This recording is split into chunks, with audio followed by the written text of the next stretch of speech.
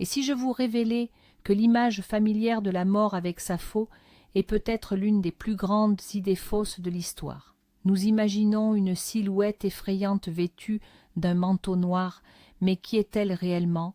Une messagère de Dieu accomplissant sa tâche ou un ancien démon avide d'âme?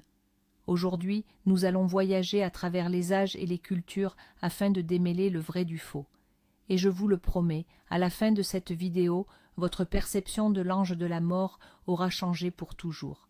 Pour comprendre d'où vient cette figure, il faut plonger dans la nuit des temps. L'humanité a toujours craint la mort et a tenté de lui donner un visage, une forme. C'était une manière de mieux gérer la peur de l'inconnu. L'idée d'un guide des âmes ou psychopompe existe dans de nombreuses cultures. Pensez par exemple à Anubis l'Égyptien ou à Charon le Grec. Mais l'image de l'ange de la mort la plus connue de nos jours prend racine dans les religions abrahamiques, le judaïsme, le christianisme et l'islam, et c'est là que tout devient beaucoup plus intéressant. Alors, explorons la vision de l'ange de la mort dans différentes traditions. Pour commencer, penchons-nous sur l'une des plus anciennes religions abrahamiques, le judaïsme. Et là, une première observation intéressante s'impose. Dans les textes hébraïques, tels que le Talmud et le Midrash, il n'y a pas un nom unique et canonique pour cette entité. Elle est désignée de diverses manières, Samaël, Gabriel et parfois Azraël, un nom que l'on retrouvera également en islam. Cette diversité de noms suggère déjà l'essentiel. Son image est complexe et multifacette, mais l'idée la plus importante à retenir est la suivante. L'ange de la mort dans le judaïsme n'est pas l'incarnation du mal. Absolument pas.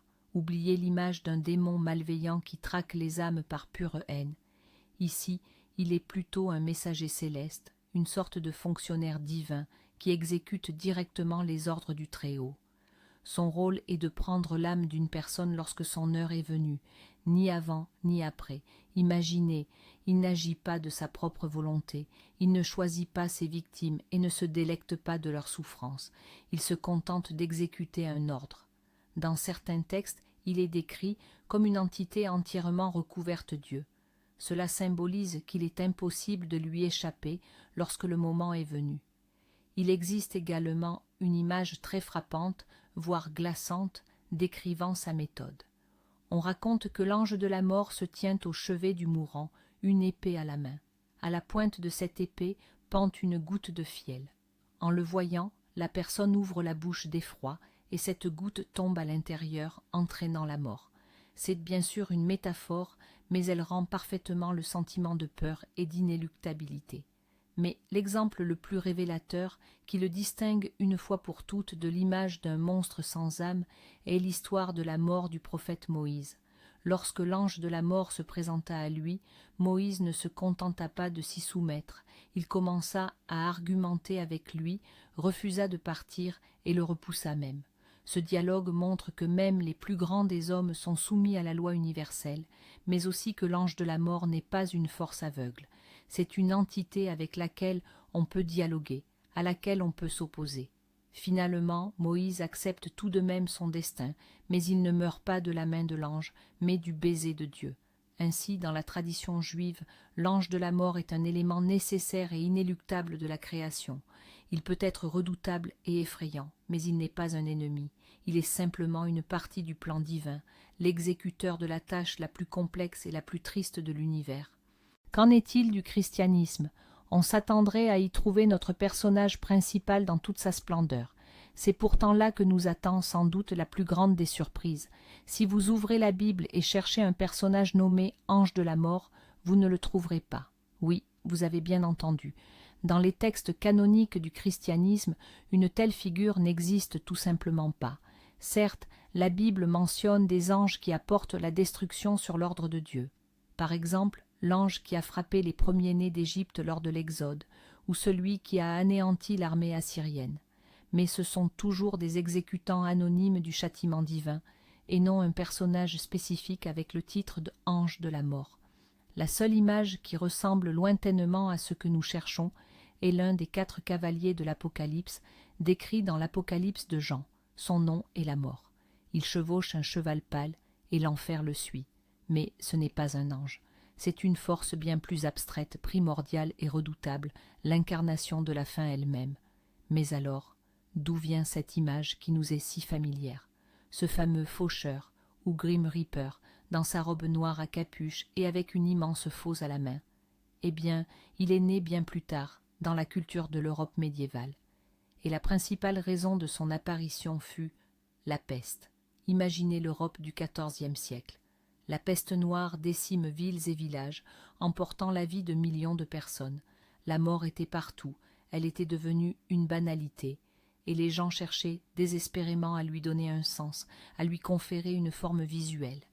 C'est alors que naît la figure allégorique du squelette dans une cape. Et pourquoi une faux précisément? C'est aussi un symbole très puissant.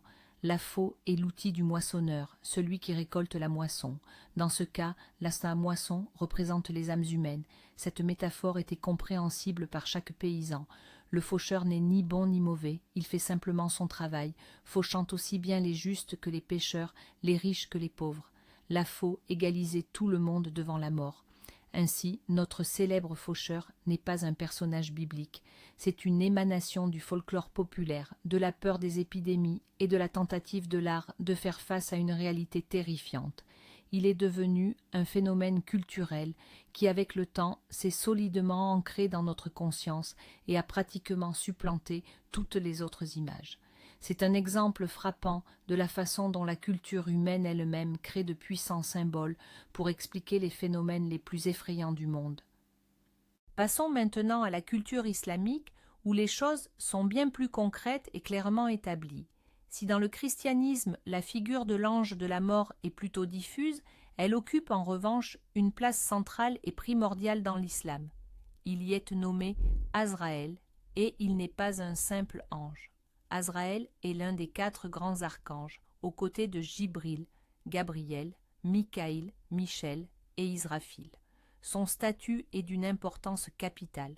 Sa mission principale, tout comme dans le judaïsme, est de recueillir les âmes des êtres vivants, et ce, à l'instant précis prédestiné par le Tout-Puissant, ni une seconde plus tôt, ni une seconde plus tard. À cet égard, il est absolument impartial et implacable, n'exécutant que la volonté d'Allah.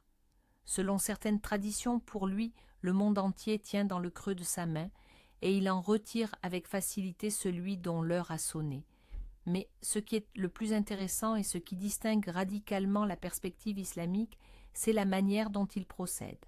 Son apparence et ses actions dépendent directement de la vie que la personne a menée, et c'est là que réside la véritable distinction. Pour les croyants vertueux, Azraël apparaît sous une forme magnifique, lumineuse et bienveillante. Lui et ses anges assistants s'adressent à l'âme avec douceur, lui promettant la paix et la miséricorde d'Allah. Le processus de l'extraction de l'âme est décrit comme doux et indolore. On le compare souvent à une goutte d'eau qui s'écoule facilement du goulot d'une cruche ou à un cheveu que l'on retire sans effort d'une pâte. C'est une transition paisible et lumineuse. En revanche, pour les pécheurs et les mécréants, le tableau est radicalement différent. Azraël leur apparaît sous une forme inspirant une terreur indescriptible. Il se présente sombre, menaçant, son regard et son apparence paralysent de frayeur. L'âme n'est pas extraite, mais littéralement arrachée du corps avec force, infligeant à la personne des souffrances intolérables. Cette procédure douloureuse est comparée à un brin de laine mouillé que l'on traîne à travers un fourré d'épines. Il se déchire et s'accroche à tout sur son passage. Ainsi, dans l'islam, l'ange de la mort n'est pas un simple exécutant. Il est le premier miroir de la justice divine auquel l'âme est confrontée. Son apparition marque déjà le début de la rétribution pour les actions commises durant la vie terrestre. C'est une conception très claire et limpide qui ne laisse aucune place au doute ou à l'ambiguïté. Enfin, examinons ce qu'est devenu l'ange de la mort à notre époque. Comment percevons-nous ce personnage aujourd'hui, au XXIe siècle? Eh bien, on peut dire qu'il mène désormais sa propre vie, complètement détaché des anciens textes religieux. La culture populaire contemporaine s'est emparée de cette figure puissante et l'a réinterprétée de 1001 manières, la transformant parfois en son exact contraire par rapport à son sens originel. D'une part, nous le voyons toujours comme le méchant classique. Dans les films d'horreur, les jeux vidéo et la dark fantasy, il apparaît souvent comme un tueur implacable, un démon ou une force destructrice inéluctable. Cette image continue de jouer sur nos peurs primales face à l'inconnu et à la fin. Il est l'antagoniste idéal, car il est impossible de le vaincre définitivement. Cependant, une tendance bien plus intéressante est apparue, l'humanisation et même l'apprivoisement de la mort.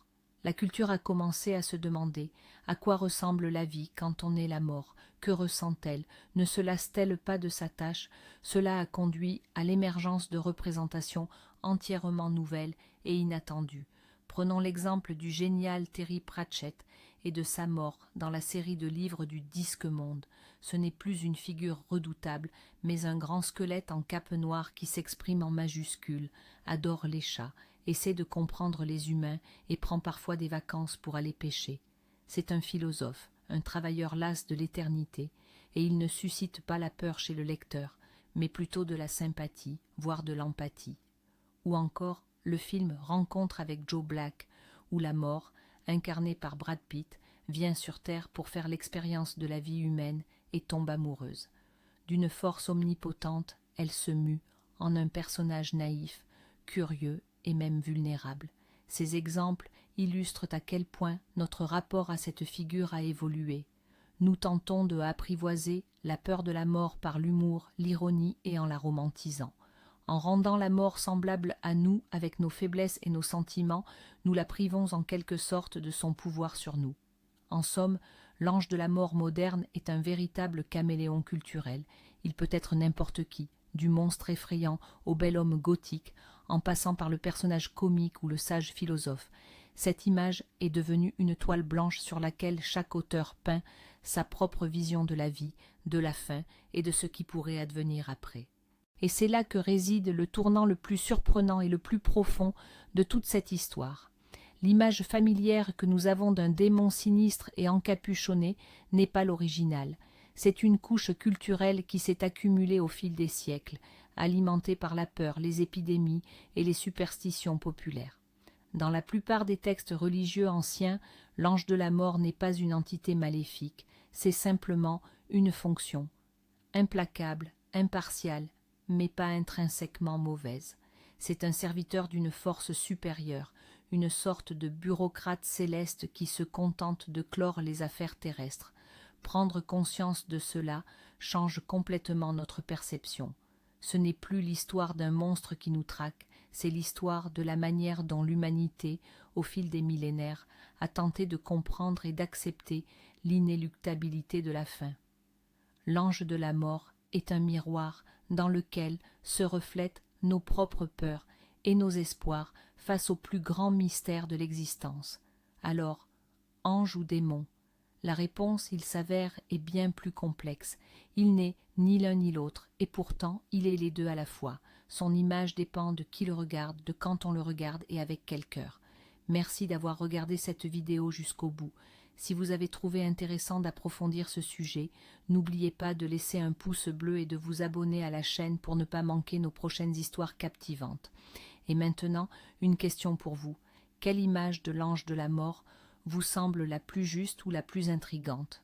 Votre culture a-t-elle son propre guide unique vers l'au-delà? Partagez vos réflexions dans les commentaires, ce serait très intéressant de vous lire